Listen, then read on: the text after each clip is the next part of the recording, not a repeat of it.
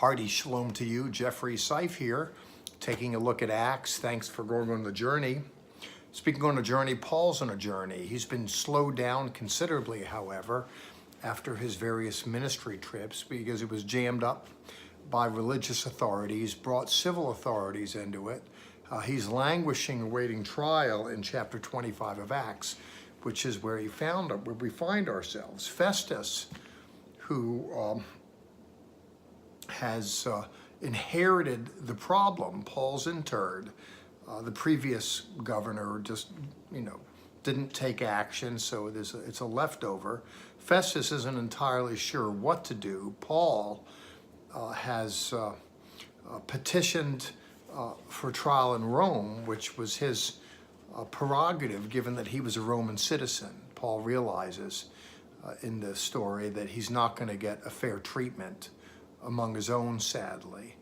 And so rather than go to Jerusalem to hear the case under Festus, Paul says, look, I want to exercise the prerogative as a citizen and take this to Rome. So Festus abides him that. He obliges him that decision. As the story continues to roll out in chapter 25, verse 13, what happens is Agrippa, who is very familiar with the Jews and who's been a leader for quite some time, comes to town. And Festus is like, look, this guy is something of a problem. I brought his accusers. They are insisting that he be put to death, but I can't find anything in him that warrants the death penalty. There's issues about their religion. There's religious squabbles, and this guy's appealed to Rome, so I said, fine.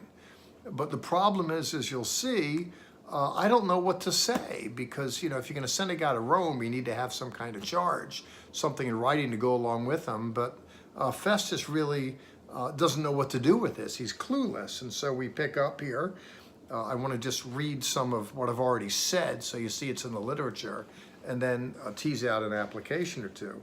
In chapter 25, 13 through 27 is where we get the story. We're told immediately in verse 13 that Agrippa and Bernice arrive in Caesarea Maritime by the sea. They want to pay their respects to Festus, we're told. And Festus, as a consequence, with them being there, we're told that he lays the case against Paul before them. And he goes on to say in verse 16, he appealed to Rome, but it's not our practice to turn over anyone before the accused meets his accusers. Face to face has an opportunity to make a defense. That's a good principle. I wish believers employed that. For as much as people gossip about other people and everyone's assumed to be guilty until proven innocent, which is the other way around. We're innocent until proven guilty. He says, look, Festus says, I didn't know what to do with this. And so, I wanted to get the accusers together. He says in verse 19, they had issues with him about their own religion and this certain Jesus, Yeshua, who died, whom this Paul claims is alive now. In other words, it's a religious squabble. And Festus is like, why is this a civil criminal affair? I didn't know what to do. But he says in verse 21 that Paul appealed to Rome, as I'd said.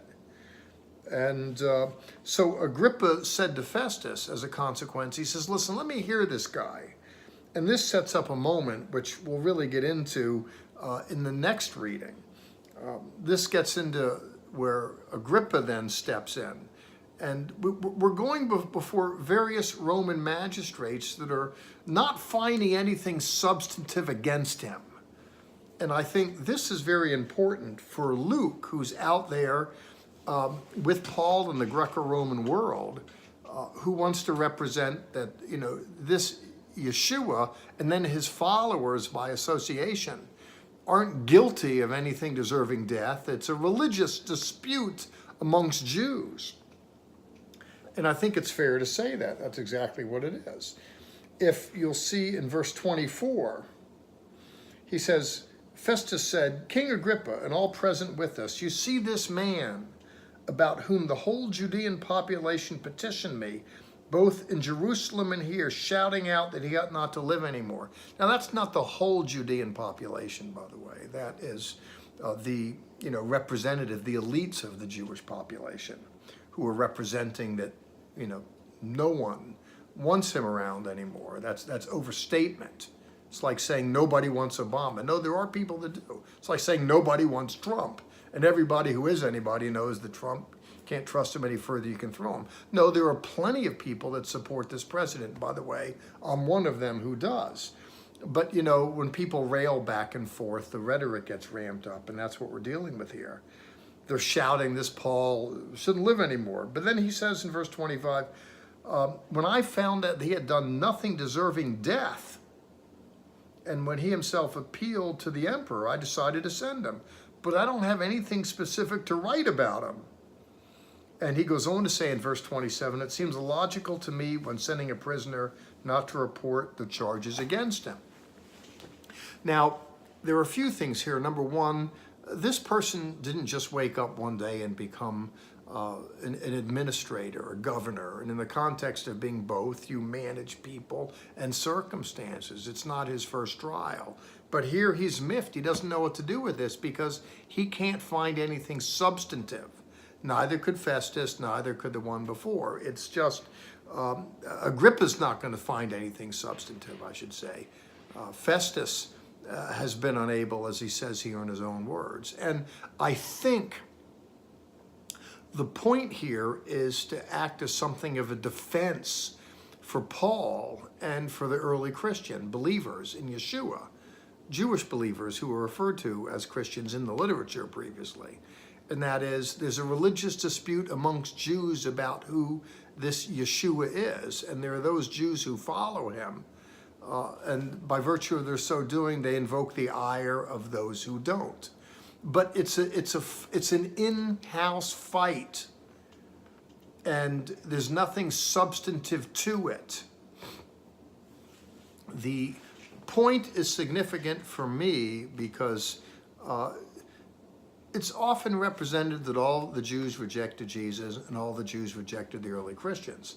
And what people forget is that Jesus was a Jew and that all the early Christians were Jews. They were called Christians, but they were Jewish believers in Yeshua, with an increasing number of individuals of non-Jewish extract who are joined to this Messianic movement who kind of want to carry the torch into the future.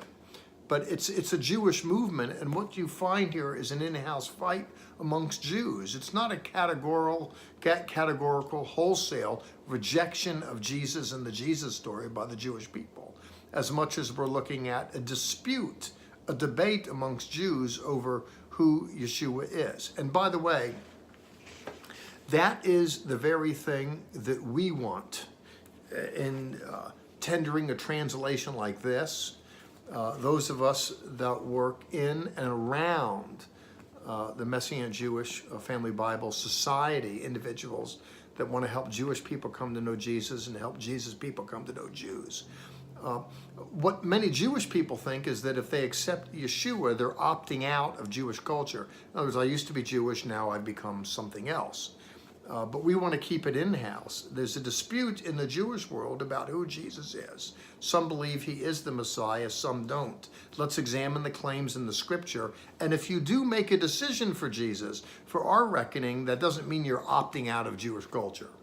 Well, it's kicked around back and forth. It gets rather, strenuous, and there's tensions associated with family feuds. As you know, there ain't quite no feud like a family feud. And that's what we're looking at here. Well, more to come, but we'll do in a week. Jeffrey Seif signing out. God bless.